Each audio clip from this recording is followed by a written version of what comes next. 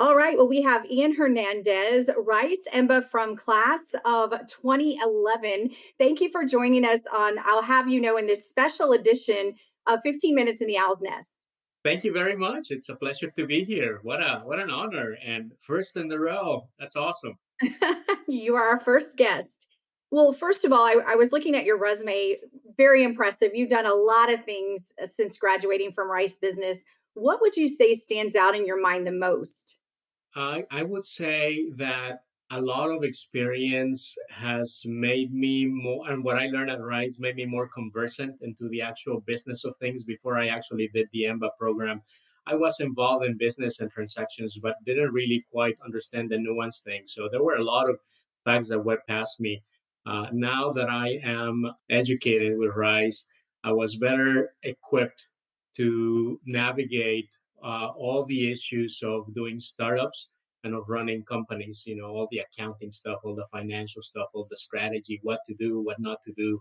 Probably what has stood out the most to me is the utilization of some of those softer skills, right? So you go through the sales stuff, you go through the leadership, ethics, all of that plays a lot into your decision making.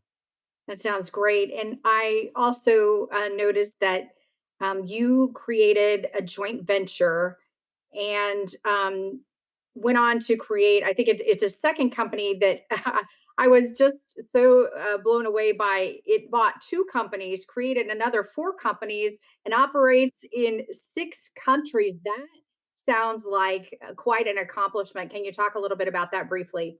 Yeah, absolutely. I think a lot of it just happened because of opportunity. You know, people, and sometimes the elements of the pipeline just join in, and you're able to see that, and you see the opportunity, so you do that.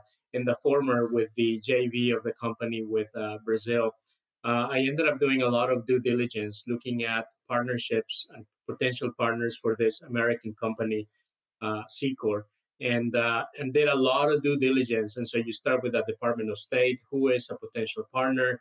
Then you meet the people, you get a vibe for it, and believe it or not, there's a part that wherever the hair in the back of your neck stands up, and that tells you something. You gotta listen to that.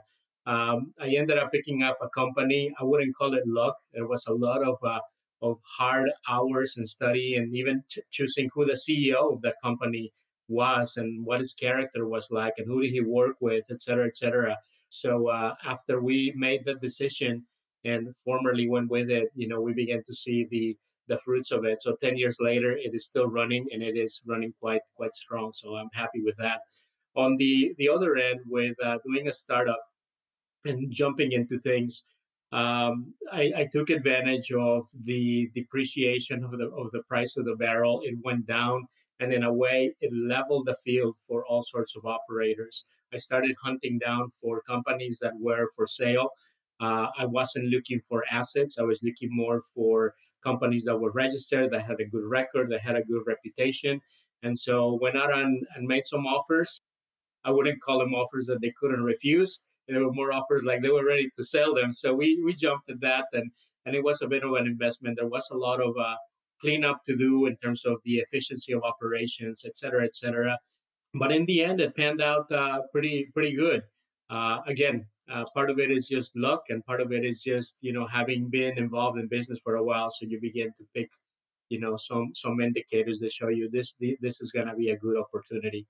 The other thing that we put into that formula when we built that holdings group is found companies that had congeniality with them. So we had a company that managed ships and another company that managed all the human resources and put crews in them. And then we had another company that did consultancy. That's for the U.S. And then we found the counterparts in Mexico. So we built that up. Along the way, you begin to see other opportunities, and you say, you know what, that's something that may be profitable. So let's look at that. And the numbers align. You do it. It is an accounting nightmare, but you gotta make sure that you are properly backed up with appointing the right people to carry out the tasks. Linguistically, it's a challenge. Culture is a challenge depending on who you work with. You have to understand technicalities. You know, the different accounting system, the taxes are a nightmare. So how to make your profits in one country and then feed into your holdings company can be a bit of a headache. But hey, that's where the opportunities are, and if you know how to connect those pipelines, you know, you do the business. Right.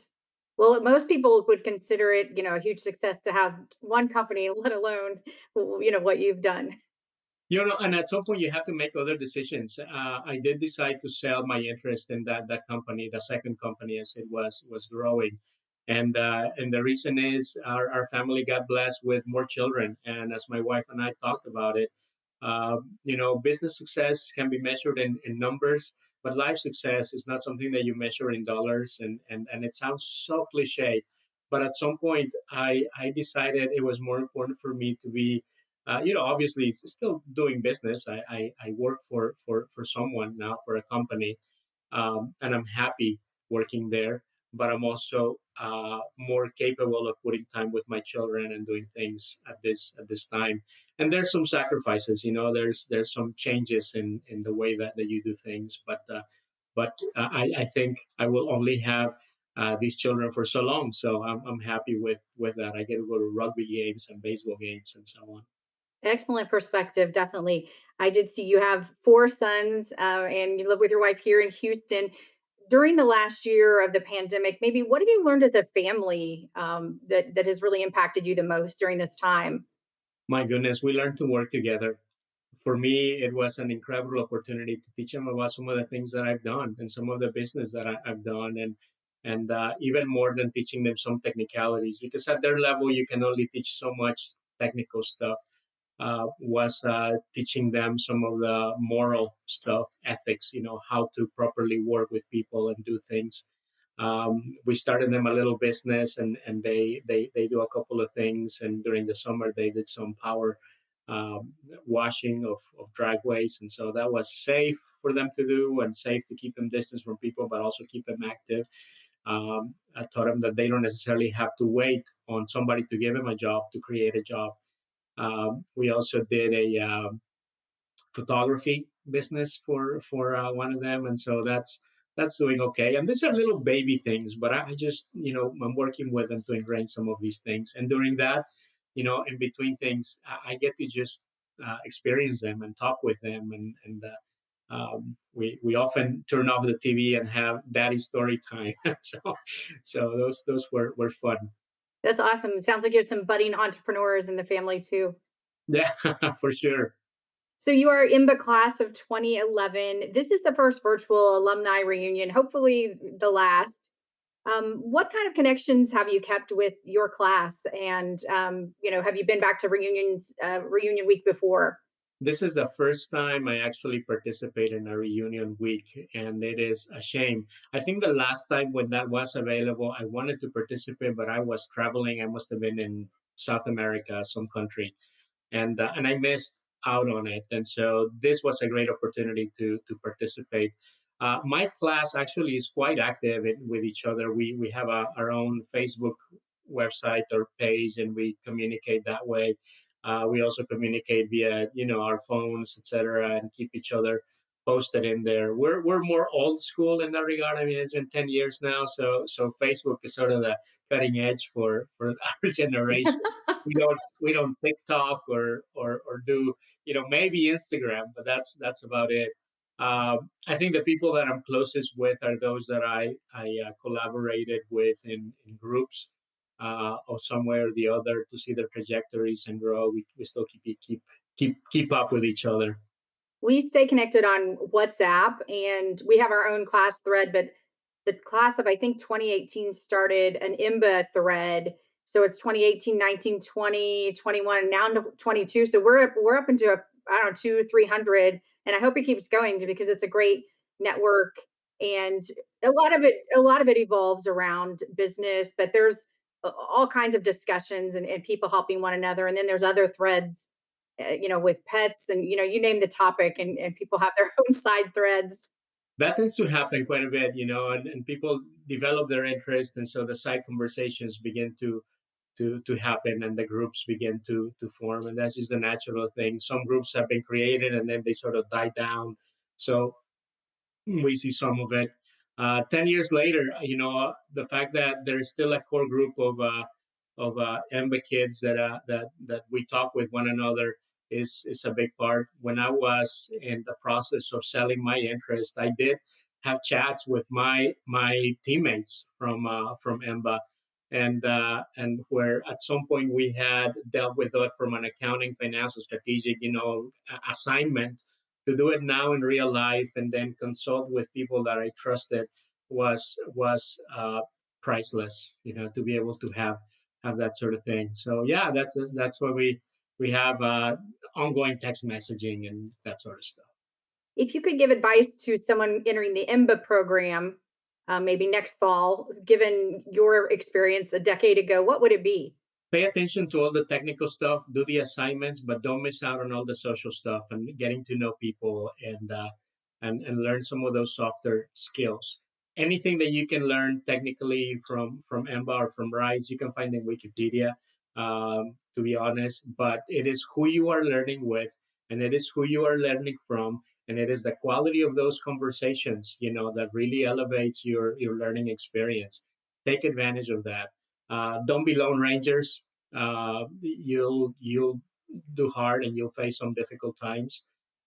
When I was at the program, I responded for a major incident at Deepwater Horizon, and I was called to be director of operations for that oil spill in BP and manage the area that was the state of Florida. Never in the history of the United States had there been impact in the state of Florida, and so I ended up responding to that, and it did affect my grades. It did affect my performance in the program. That was 2010.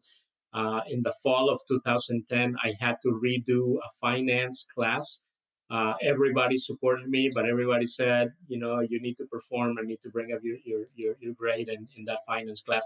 And I did, but it was very difficult because I had to do it by myself and I didn't have the network of the rest of the group. And so boy, it is a challenge in so many ways, and so take it seriously and take advantage of the group learning. I see you are fluent in English, Spanish, and Portuguese. Can you share a message for our alums who speak Spanish also? Of course, in Spanish, a todos mis amigos y cograduados de la Escuela RISE les mando un saludo muy cordial. Si en algo puedo servirles, estoy a sus órdenes.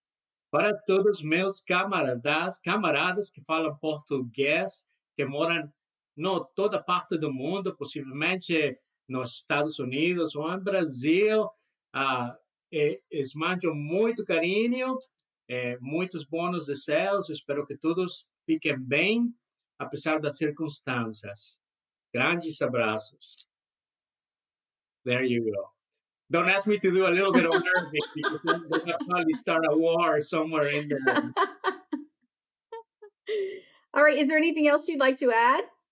Just that, get involved, and some people ask me, at some point do you make the transition from having the idea to doing it? Don't overthink it. You do it. You'll never have everything figured out.